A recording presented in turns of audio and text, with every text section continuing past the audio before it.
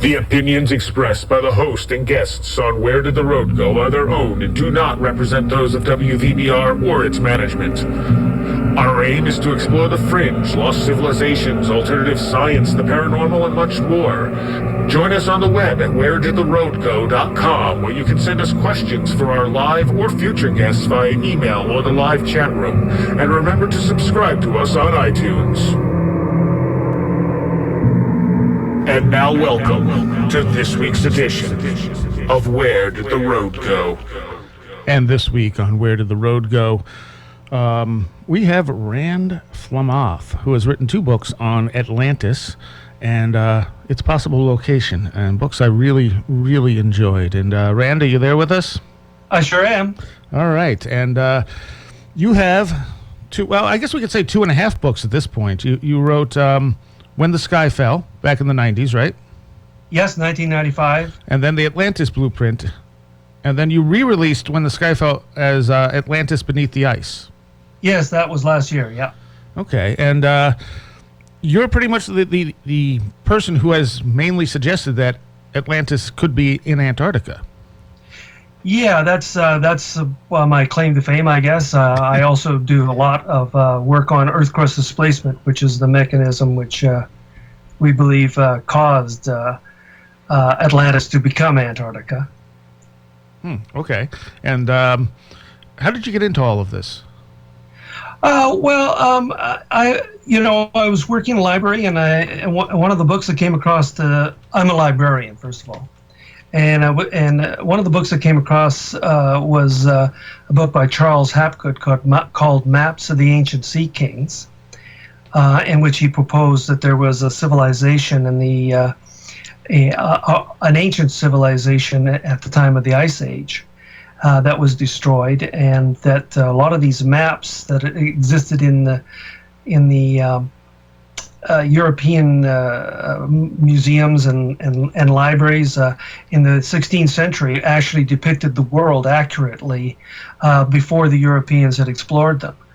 And so that got me interested in the whole subject, and I eventually got into the question of Atlantis, which was Plato's account of a lost civilization that existed 11,500 years ago. And I was intrigued by the fact that the story of Atlantis, as told by Plato, pinpointed the destruction of Atlantis at exactly the time that modern radiocarbon dating and science has determined was the termination of the last ice age. And so that was what got me interested in it. And I eventually started corresponding with Charles Hapgood, and he became my kind of mentor. And from there, I just started to explore different parts of the story: the Lost Island Paradise, world mythology, the origins of agriculture, all the extinctions that were happening around this time, and just a whole series of different sciences that, with my skills as a librarian, I was able to just go into. And so that kept me busy for quite a while.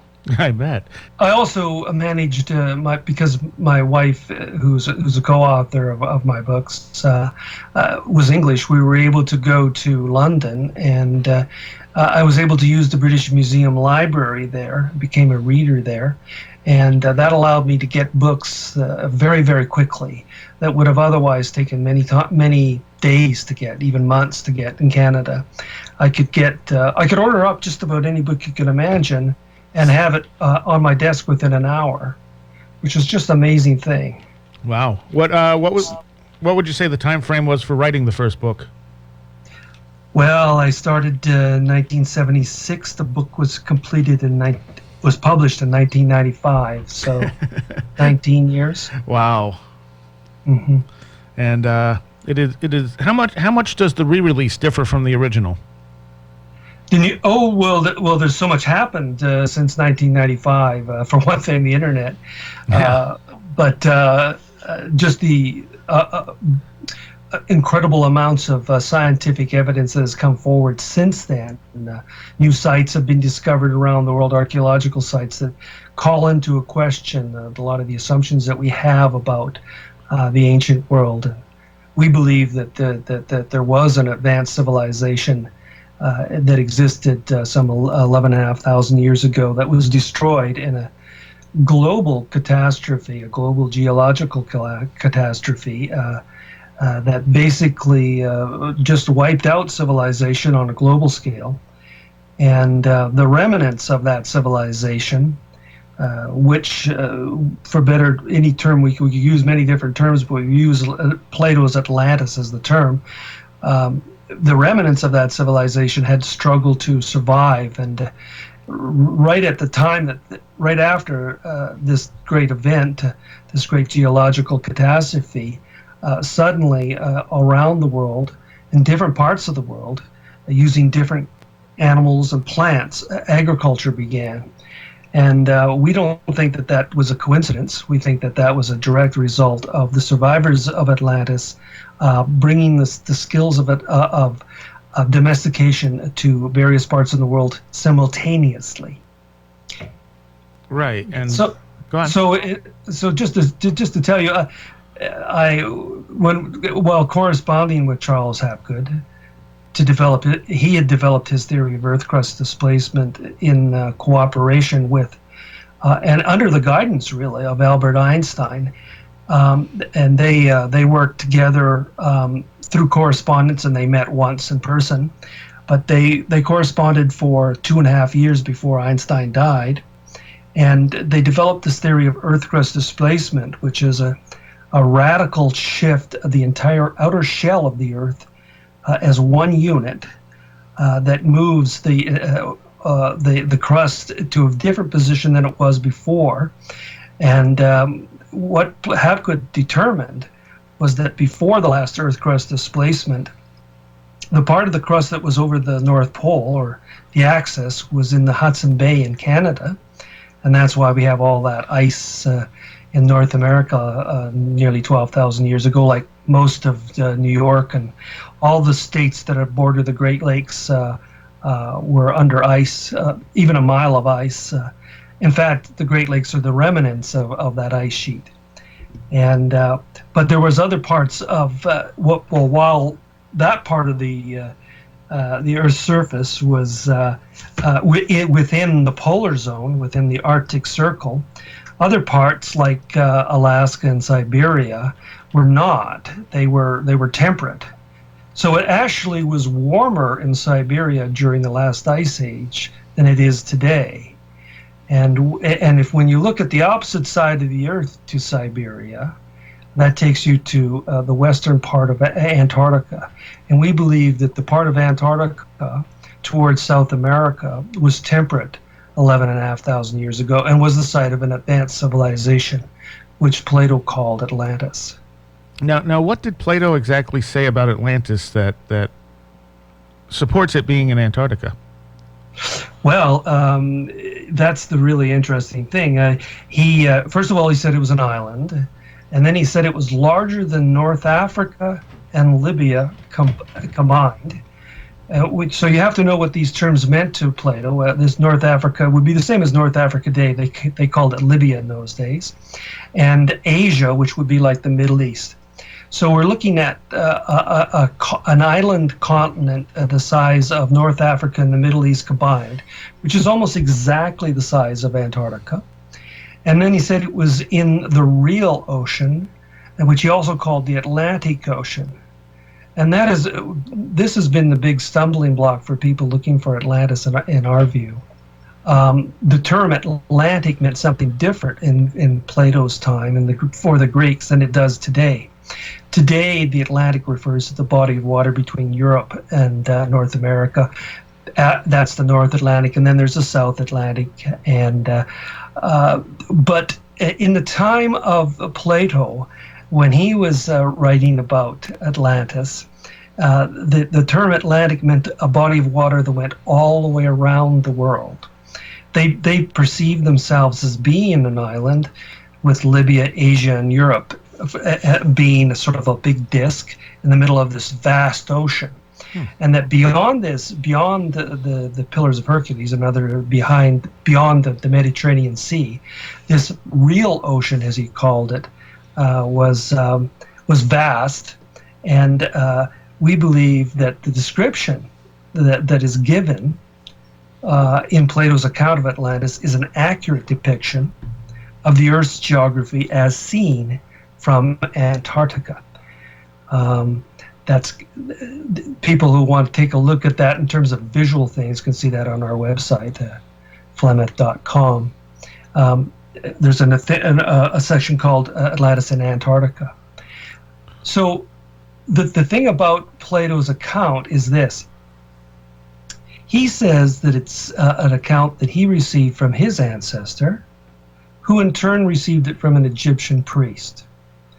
The Egyptian priest said that he received it from records that were 9,000 years old. And this conversation took place between Plato's ancestor Solon and this Egyptian priest about 600 BC. So that places the destruction of Atlantis at 9,600 BC. And that is exactly, as I said before, the date at which which geologists now call the end of the Pleistocene and the beginning of the Holocene, the modern time. So it's the time when there was vast climatic changes happening around the world, particularly like in North America, for example, the ice sheets that began to rapidly melt. There was vast extinctions of animals. There was the commencement of agriculture in Mexico. Early experiments with plants and animals in South America. All around the world, there's vast changes happening, and the ocean level is rising, and it continues to rise. It rises 100 meters in the end, so that land equivalent to modern-day Africa was lost. So all the world's continental shelves before the destruction of Atlantis was land. So that like England was part of Europe, there was no sea between England and France, for example. It was land. Right. Same thing in Japan.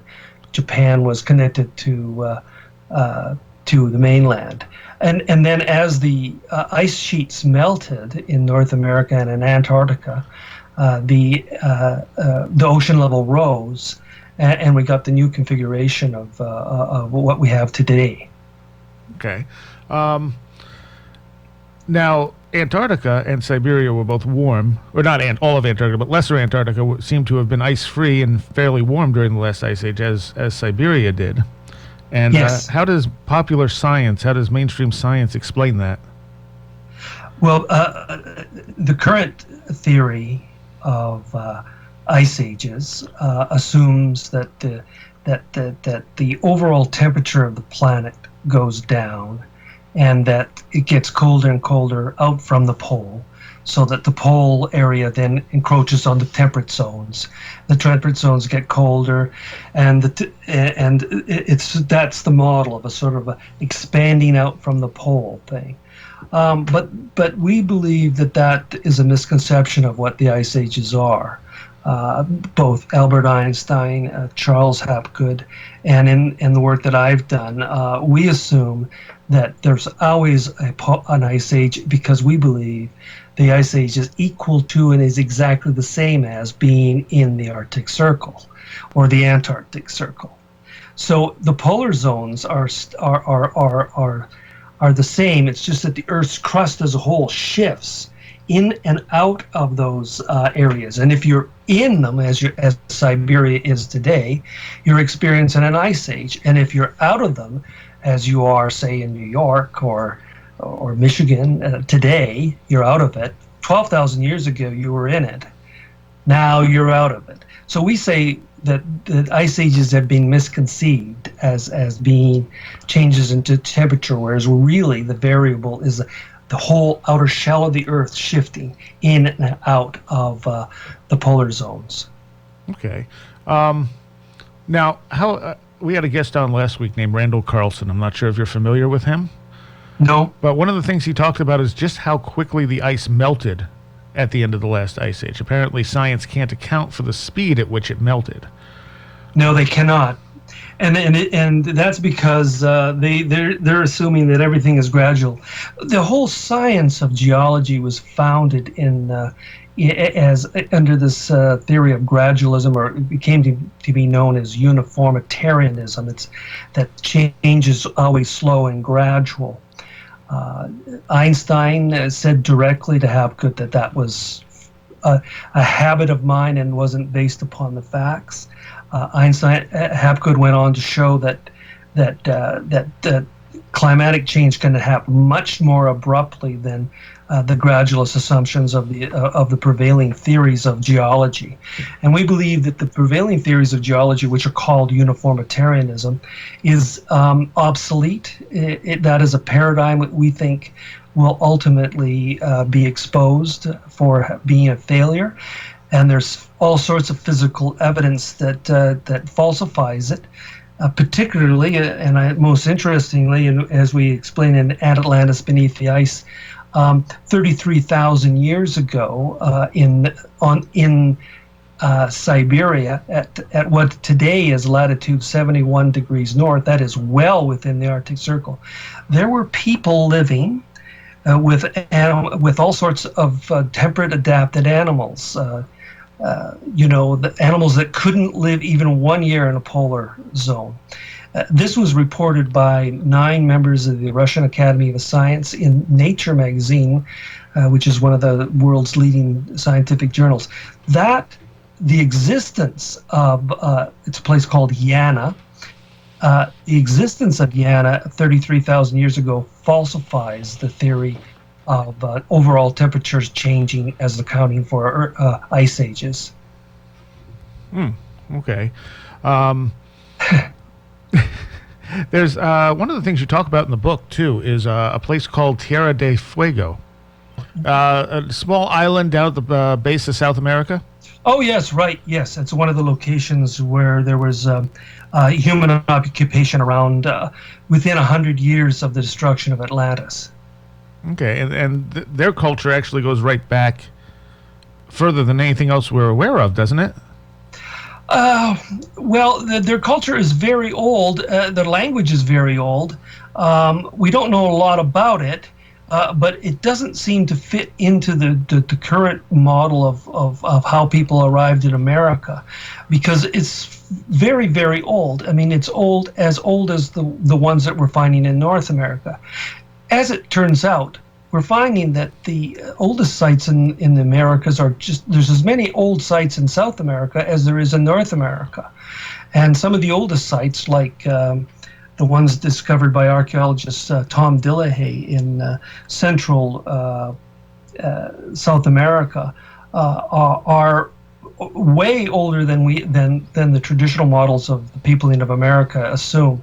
So the theories about what has happened in America archaeologically are under assault by physical facts coming forward from South America, and I believe that ultimately it will be shown, and that's what we're arguing in Atlantis Beneath the Ice, is that South America was populated before North America, and the people that came there came from Antarctica. Yeah, which is a revolutionary idea. It's certainly different from what is the prevailing notion right now. That's true. And they tried to kind of bury, like I know there were footprints found in lava down in Central America that turned out to be anatomically modern humans, and the woman who discovered it, although she did everything correctly, they were too old to be accepted by mainstream science, and she was kind of blackballed out of her profession. Yes, some people have been treated abysmally, even though they're following scientific principles that are well established. But that's just because the prevailing the idea of a paradigm is what we're talking about. It's a way of thinking about things. It's a school of thought, if you like. The schools of thought get entrenched. And they're not easily bent, and people will defend them vigorously, or they will tend to ignore any evidence that doesn't support them. And that's what's happening around the world in geology and in archaeology and even in paleontology in terms of the extinctions. We believe that 11,500 years ago, amazing extinctions occurred in North and South America, but not in Africa, not in the South Pacific. And that is explicable by an Earth crust displacement, because an Earth crust displacement has a differential rate around the world. And here's how you might want to conceive it. If you have a basketball in your hand where your palms are facing each other, and then you rotate your wrists, you'll notice that the ball moves the most around your nose. Okay, so that was like where North America was, and South America was, and Antarctica was, and Siberia was. That was changing a lot during this displacement of the Earth's crust. But the areas that were near your palms, like the Congo in Africa and the South Pacific Islands, hardly were moving at all. So there's the extinctions of massive animals in North America, like mammoths and horses and rhinoceroses, goes on, but in Africa, those animals survive. And the reason is the changes in the latitude are less in Africa than they are in North America and South America. So that's just one thing that's happening with Earth crust displacement in terms of an explanation of extinctions. It's simultaneously explaining the locations where agriculture is occurring. For example, in South America, there's a Lake Titicaca in the highlands of the Andes. It's a very ancient site. There's pyramids there. There's ancient monuments there, and this land was 1,000 miles north of the equator and ended up 1,000 miles south of the equator. So it had the same relationship to the equator as it did both before and after. And that made that area an oasis for survival. And that's where potatoes were first domesticated and a bunch of other crops. And this is where civilizations reemerged in South America. Right there. Now, if you go exactly through the middle of the Earth from Lake Titicaca, you'll be on the other side of the Earth and around the area of Thailand. And there, the same thing had happened. The relationship to the equator had shifted from in terms of hemispheres, but not in terms of distance. And that's where rice was domesticated. So in terms of agricultural origins, Earth crust displacement is bringing order to the chaos that is otherwise there without the theory. So what we're saying with the Earth crust displacement theory, and this is why Albert Einstein was so interested in it, is that with a simple notion, replacing a solid Earth's crust with a mobile crust that moves over, bear in mind that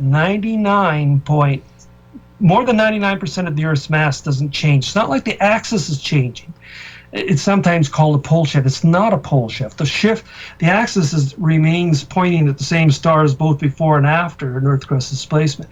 It's the outer crust as a whole, including the ocean basins. If you imagine a orange and you take off the peel and then you reattach the peel. It's the peel that's moving, but not the flesh of the orange. And this is what's happening with an Earth crust displacement. The entire outer shell of the Earth is shifting, and as it shifts towards the pole, you go into an ice age. And if you're leaving the pole, you're leaving an ice age. North America was leaving an ice age. Siberia was going into an ice age. So basically you're saying that ice ages are just more of a local phenomenon. Ice ages are are those parts of the Earth's crust that are in the polar zone. Okay. So or in the either Arctic Circle or the Antarctic Circle. Now, there are a bunch of different theories as to what would have caused the pole shift. I know Einstein had his, even though he didn't think it was necessarily right. Einstein outlined what he thought would be the requirements of a theory that could explain an Earth crust displacement. And he thought that it needed a steady force of some sort. He didn't believe that something like an asteroid or a comet hitting the Earth would be sufficient to cause an Earth crust displacement. He was looking for a force that would be over a little bit of period of time. And as I said, Charles Hapgood had abandoned looking for the mechanism. There's a fellow in Florida named Jared Friedman who's come up with a theory called solar typhoons. And he suggests that the sun periodically goes through, just as the Earth has hurricanes and typhoons, so also the sun has these storms as well, but they're on a longer period of time, and they're longer than what science has observed the sun with. And he believes that that occasionally there can be electromagnetic storms that hit the Earth, which itself is a magnet, and could cause the Earth's crust to shift. It's a detailed thing, and it's not something that a lot of your listeners might be into. But I will say this: it's recorded very graphically in world mythology, where you have stories around the world saying the same thing about the Great Flood. And they're saying before the Great Flood, there was either a falling of the sky, when the sky fell was the name of our first book, or a change in the path of the sun. Perhaps the one that Plato related to the destruction of Atlantis was the story of Phaeton, and it's just as good a story as any. I'll give you that story. Phaeton was believed to be the son of Helios, the sun god, and in Greek mythology, the sun god rode a chariot of flying horses and dragged the sun behind him each day. So that's how they accounted for the sun from rising and setting, and then he would go around the other side of the Earth and then come back and ride the chariot again, dragging the sun behind it. The story of Phaeton is Phaeton claimed to be Helios' son, but his friends didn't believe him. So he traveled to the edge of the world and asked Helios to prove to his buddies that he was indeed the son of Helios the god. And Helios says, "Well, yes, you are my son. What would you like me to do?" And Phaeton said, "I would like to be able to drive the sun across the sky one day." And Helios says, "Well, I don't think you're really up to that." But Phaeton says, "No, I want to do it." And so Helios had to let him do it. So here's Phaeton, this young man, not as strong as Helios, in the chariot of the sun, and the horses are flying across the sky, and the sun is being dragged behind them, and they sense his weakness, so they veer from the normal path, and as they do, the sun starts to scorch the earth. So at that point, Zeus, the main god, intervenes and brings a flood to bring the end of the destruction of the earth by fire. So that is a story, what I call a sun deluge story. That story is told around the world. It's not just Plato. It's in all across the globe. And as I studied stories of the flood, I focused on the ones that told what was happening before the flood. And the thing that comes up with these sun deluge things is that the sun seems to veer from its path. And what we say is, as the Earth's crust is shifting, the sun seems to rise on a different horizon every day. So you get the effect, the illusion that the sun is veering from its path, when really it's the Earth's crust shifting. And this story appears in North America, it appears in South America, it's in Russia. It's all around the world we find these stories of the sun being responsible for the flood. Or in other cases, they say the stars are falling. So this idea of we believe that world mythology are real witness accounts of a real event. And the real event was the last Earth crust displacement. And it was perceived as though the sky was falling rather than the Earth's crust shifting. So that's a whole area of research that which we explore in Atlantis Beneath the Ice. Okay.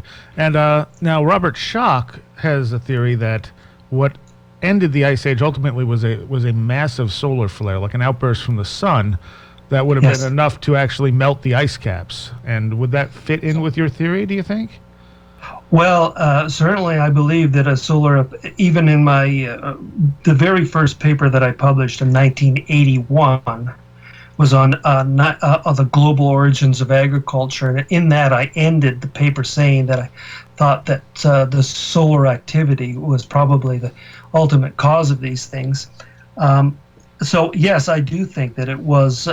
It could very well have been a solar-activated Earth crust displacement, and the person who put that together first was Jared Friedman. Schoch has followed up on that research, and he's not proposing an Earth crust displacement. He's just proposing straightforward heat from the sun melting the ice. Right. I don't think that works, frankly. I think that to be able to explain the melting of the ice caps in North America and the great ice sheets in Antarctica, specifically the ice sheets that were in the Indian Ocean, South Indian Ocean, requires a change in climate, a permanent change in climate. And Earth crust displacement as a theory provides a permanent change in climate. So the areas that were polar, like New York, which were in the polar zone, and now are in the temperate zone, melted all their ice over very quickly initially, but it still took 6,000 years to melt it all. So it wasn't like a flash melting, like the sun just coming and flash melting. I believe that the solar flare or the electromagnetic force from the sun hit the Earth at one of the poles, directed the energy into the center of the core. The core heated up, that heated up the mantle, and then below the Earth's crust, there's an area called the asthenosphere, which is normally very sticky and tarry, and it turned liquid, and that allowed the Earth's crust to shift. And so that's what we believe happened 11,500 years ago, and also before that, 41,000 years before that, and that there'd been three Earth crust displacements in the last 100,000 years, and Hapgood believed there's been over 200 Earth crust displacements in the Earth's history. Okay, we got to take a quick break, and we're going to come back in 45 seconds with Rand Flem-Ath. You want to give people your website again real quick? It's Flem-Ath. It's like Fleming taking a bath, FLEM-ATH.com. Okay, and we'll be back with Rand in 45 seconds.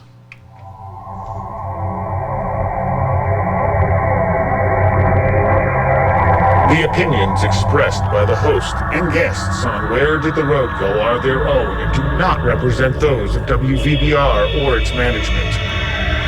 Join us on the web at wheredidtheroadgo.com, where you can send us questions for our live guests via email or the live chat room. You can also check out our upcoming schedule, blog, links section, book reviews, videos, and links to our Twitter, Facebook, iTunes, and much more.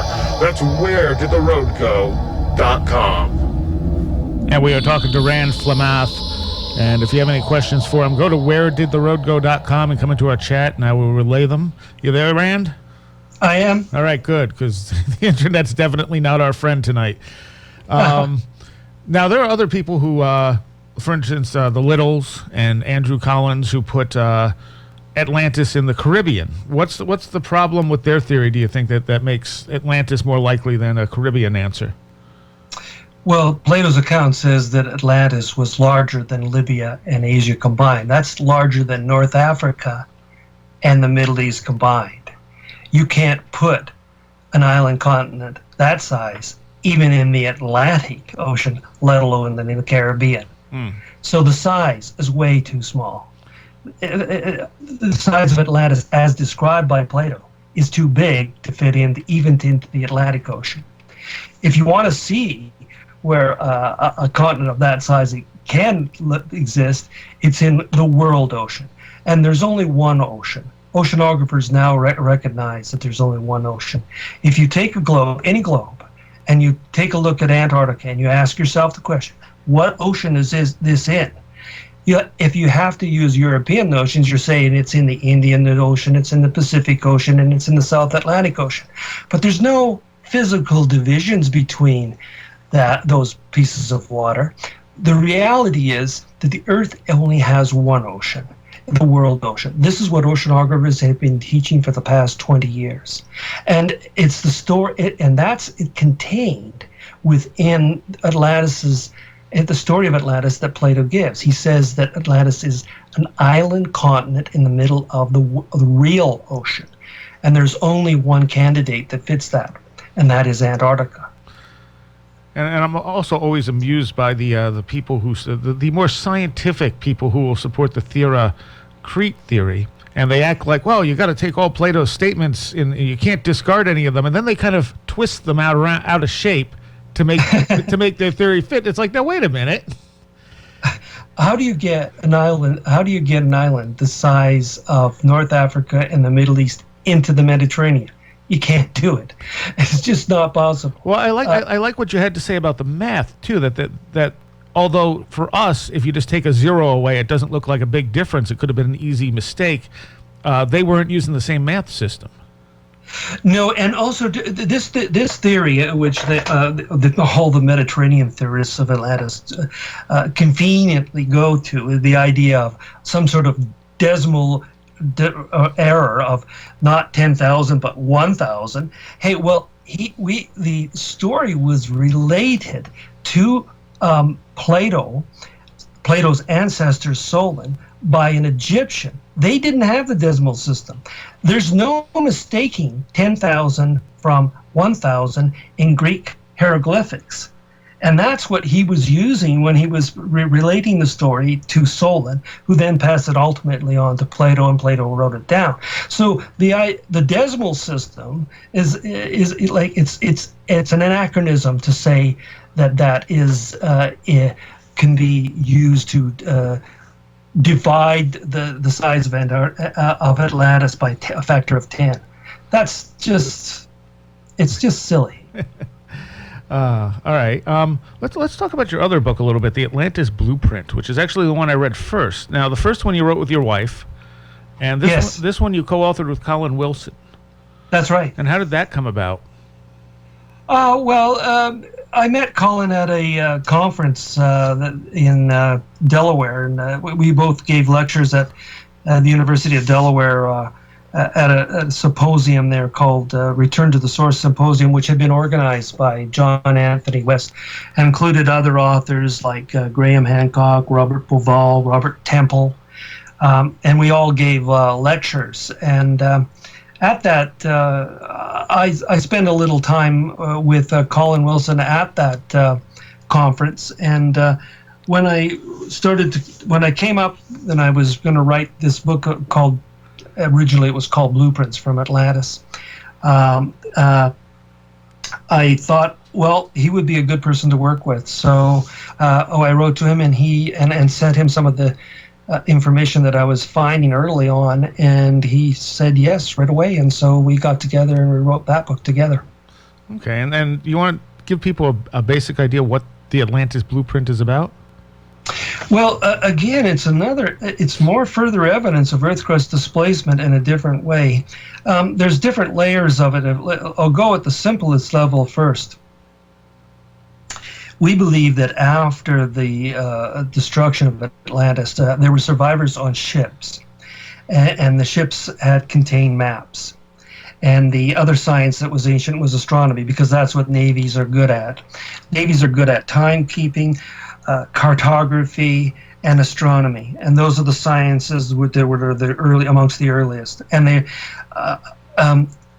what they had were they had accurate maps of the Earth's crust, but the position of the Earth's crust relative to the Earth's axis had shifted. So their latitudes and longitudes on their maps were all out of kilter. They had to go around the world and start to figure out where their map corresponded to what longitude and latitude.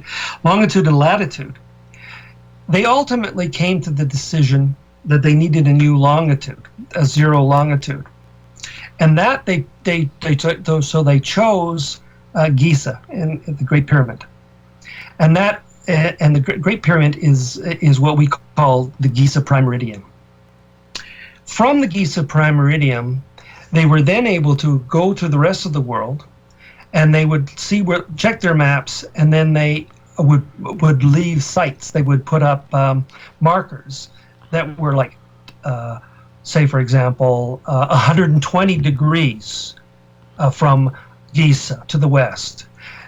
And 120 degrees west of Giza are a bunch of pyramids in Central America. They include Chichen Itza, Copan. There's a couple others. They're all on the same longitude, or what we call meridian. We use Greenwich, London, as zero. But when you put Giza in as zero, then all those ancient sites where there are pyramids that I'm talking about here, Chichen Itza, Copan particularly, Lubantum, they're on the same meridian, but rather than being 89 degrees west of Greenwich, they're 120 degrees west of the Great Pyramid. That's 1/3 of the distance around the world. Okay, so if we take that now, 120, is there ones at 130? Yes, at 130 is Teotihuacan and Tula. Teotihuacan is where the Great Pyramid is, just north of Mexico City, the Pyramid of the Sun. Mm-hmm. That one is 130. Then you go to 140, that's Easter Island. Now, if you go the other way, 110, it's at Quinto on the equator, the northern capital of the Inca Empire.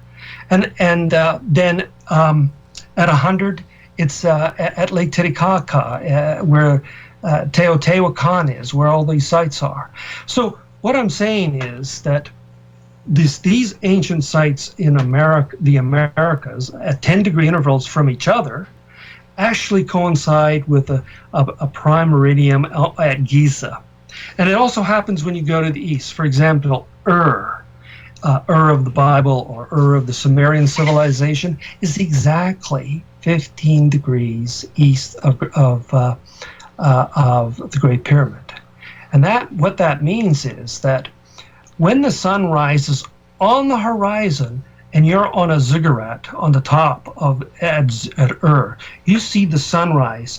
At that moment, you have now exactly 1 hour later. It's going to rise from seen from the pyramid in Giza. So these 15 degrees things work there. And then Lhasa is 60 degrees east of the pyramid, of the Great Pyramid, and also on the same latitude as Giza, 30 degrees. So what we're seeing in terms of one thing here is that there are pyramids and monuments, sacred monuments around the world that are all linked to the Giza as a prime meridian. And we believe that happened after the last Earth crust displacement, as part of the process of the Atlanteans trying to remap the Earth. And when they left markers at these places, they were able to recalibrate their maps, and then the maps which had become incorrect as far as longitude and latitude as a result of the Earth crust displacement, they could then recalibrate using these sites, knowing where they are. Then they abandoned those sites, but they left markers at those sites that the local people, when they saw them, thought were gifts from the gods. And subsequently, as civilizations many thousands of years later, in many cases, arose, they chose those sites as their sacred sites, and they built their monuments there. But we think that they were initially sited there by survivors of Atlantis trying to recalibrate the maps that their navy had kept onto after the destruction of Atlantis. Now, in the book, you also talk about the sites being aligned to not only the current North Pole, but somehow indicating the previous North Pole. Absolutely. That's where you're going now into the layer of the onion goes a little bit deeper. It turns out that there are more sacred sites at geometric latitudes. What I mean by geometric latitude is, say, 30 degrees north, like the Great Pyramid is. That's 1/3 the distance between the equator and the North Pole. That's a geometric thing. It's a third. 15 is a sixth. 45 is a half. So these kind of latitudes that are divide evenly into 360 are what we came to call sacred latitudes. And when you look at the positions, not only were the Atlanteans trying to recalibrate their maps, but they had, before the Earth crust displacement, in anticipation that might occur again, had put markers around the world trying to calibrate previous Earth crust displacements. And so we have a series of something like 60 sites that work at sacred latitudes when the Earth's crust was in the position that it was at the time of Atlantis. That is when the North Pole, or the crust that was over the axis, to be more accurate, was in 60 degrees north, 83 degrees west, right in the middle of the Hudson Bay. That if you put that as your North Pole, then you've got a bunch of sites there. For example, the equator at that time included Lhasa, which is now at 30. It was 30 degrees. It was at 0 during the time of Atlantis. Easter Island, which is around 27 degrees south, was at that time on the equator. Mohenjo-Daro, one of the most famous and ancient sites in India, was on the equator. There's some underwater site called Aguni off of Japan, underwater. It was on the equator. So you've got these sacred sites on what, not the equator of today, but when the Earth's crust was in a different position. So this indicates that the Atlanteans had marked off the sacred sites of their latitude, of the world as it was at their time. But now you said something that it might also be aligned to the pole shift before that. They did. I believe that they did a geological survey and tried to recreate what the conditions were before in earlier Earth crust displacements, including 2 earlier Earth crust displacements, going back nearly 100,000 years. So they might made markers at those places as well. So you have other sacred sites at the equator in earlier positions of the crust. For example, Nazca, Machu Picchu, Cusco, Abydos, Byblos. These are all on the equator when the pole was in the Yukon. So what we're saying is that that there was an advanced civilization in Antarctica that was aware of and that it wasn't maybe even the first advanced civilization. It could have been a series of advanced civilizations that occurred there. And they were interested in geology because they understood that the Earth's crust periodically is displaced. So they were exploring that and leaving markers around the world. And they were also leaving caches, I believe, at places like Cusco in South America, of information, sort of a time capsule, if you like, but also real things there, knowledge at places like Cusco. And when you go into the mythology of the people of South America, they talk about having their earlier leaders and kings having a wand of some sort that led them in a direction towards some place. And when they got there, it stuck itself in the ground, and that became Cusco. And then they dug up whatever was left there for them and transported it to the equator, the new equator, at Quito in Ecuador. because they knew that the safest place to be on the planet is at high altitude at the equator. You're not subject to being thrown into a polar zone, and you're above the area where the tidal waves can take you. Right. So Quito became the northern capital, and the Inca Trail, which leads from Cusco to Quito, was constructed for the purpose of transporting information from the southern capital of Cusco to the northern capital of Quito. And that's what ultimately linked the Inca Empire. So the influence of the Atlanteans is there upon civilizations. How much of that was technological, we don't know. It probably was, they could have had pictographic things about domestication or something, because we have the origins of agriculture occurring at this time. So it's all seems to be linking together.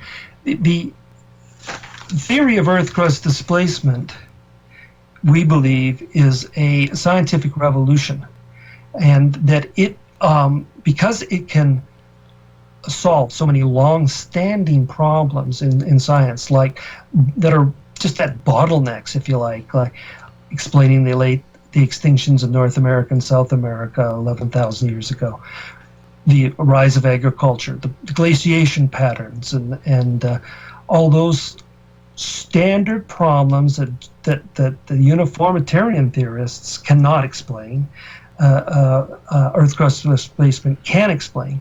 Moreover, it throws up new types of avenues of investigation, such as ancient maps that exist prior to the age of European exploration that are accurate. And it explains world mythology in terms of the sun deluge myths, the Lost Island paradise myths, which I haven't even got into. But those stories all relate, all become coherent by just by the simple adoption of the idea that the Earth's crust can periodically and dramatically shift. Once you accept that as a hypothesis, and then you test it against the evidence, it resolves these scientific problems that have been around for 50, 60, 70, sometimes 100 years. And that's why Albert Einstein was so enthusiastic when he first, he said that when he first got his first communication with Charles Hapgood, he said it electrified me because it was so simple. And it's the simplicity of the idea and the vast scope of the idea that makes it so appealing as an avenue of scientific investigation. At least it has been for me. Right. Okay. Well, we're almost out of time. I have a couple quick things to ask you. One, how advanced do you think Atlantis might have been? In terms of cartography, they were very advanced. They had mapped the world. So to map the world, we didn't get to that until 18th, 19th century. Mm-hmm. That mapping the world requires a certain amount of sophistication. Like we need marine chronometers to do that, which are highly advanced clocks, if you like, that they don't even lose a second over a year kind of thing. But we really can't know. Plato tantalizes us with the stories of the engineering construction at the city of Atlantis, which is a city on the island continent of Atlantis, and that city was vast. It was the size of modern-day London, and the engineering feats that he describes, if accurate, would dwarf things that we see on the Earth today, like the Great Pyramids and any of the great monuments on the Earth's surface today. Someday, perhaps, we will, as the ice is continually melting in Antarctica, maybe we will find, some of these evidence of that geometric structures that were constructed at the time that Plato says that they were. Yeah. So, as the answer to your question is, they were at least advanced to map the world. Okay. All right. And to build stuff that, I mean, we couldn't even build the Great Pyramid today the way they built it. So obviously there was some knowledge kept over that was fairly advanced. I wouldn't say that the Atlanteans built the Great Pyramid. I think that... no, but I'm saying the knowledge that they had was probably left over, and that's what helped build it. Yes, there certainly seems to have been a silent hand around 6,000 years ago around the planet that started including the megaliths of Europe, as well as all around the world. There seems to be a lot of events happening around 6,000 years ago. And at the end of the Atlantis Blueprint, you actually give a tantalizing little tease about them finding something under the ice, some circular metal structures. Yeah, we found an article that said, a scientific article that said that there was a strikingly circular object at this specific location. Could very well be the site of the city of Atlantis. Okay. One last quick thing. Your theory has spawned a lot of ideas in fiction and other stuff, like Stargate placed part of Atlantis, Yes. and you had Alien versus Predator. Yeah, Stargate Atlantis, the whole Stargate stuff. The idea that Antarctica might be the site of a lost civilization is now more widespread as a result of our work. And how does that make you feel that those big fictional things have taken up your idea and run with it? Well, that's a great idea. That's wonderful. I think that's great. I would hope that there are more of it. It's fun. I mean, I think it's great. All right, awesome. And I think you said in your book you got a tour of the MGM studios? Yeah, we sure did. A private tour. It was very fun. It was very nice to see a lot of the stuff there. That was a nice treat. Nothing came of it, but it was fun to go there. And that was for Stargate. That was with Roland Emmerich's studio. Oh, okay. The guy that did 2012. Oh, okay. And, all right. Independence Day.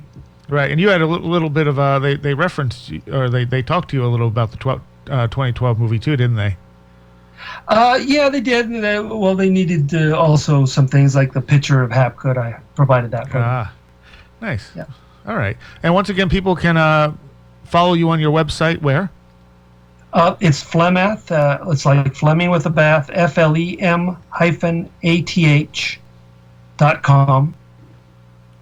All right. And your most recent book technically is the re-release of When the Sky Fell, Atlantis Beneath the Ice. You also That's right. And you have the Atlantis Blueprint, and you do a couple works of fiction with your wife as well, right? Yes, we've written a thriller called The Headhunters, which is based upon some original research about what might have happened to the Ark of the Covenant. And we also did a mystery called When She Was Alive. Nice. Okay. Well, maybe we can have you on again at some point, because I'm pretty sure we just scratched the surface here. Well, I'd be happy to. All right. Thank you, Rand. And taking us out with some Psyche Corporation. Last Exit for the Lost is up next. Come in. Do you read me? Do you understand the numbers pouring over your connection? To perfection. 5, 8, 13. Have you heard the singing soaking into our transmission? 21, 34, 55, 89, 144. Whence came this dream that haunts my mind? Behind a curtain, outside of time. Can you hear the ballet it plays, the whirring of the world? Can you hear the ballet it plays, the whirring of the world? Can you hear the ballet it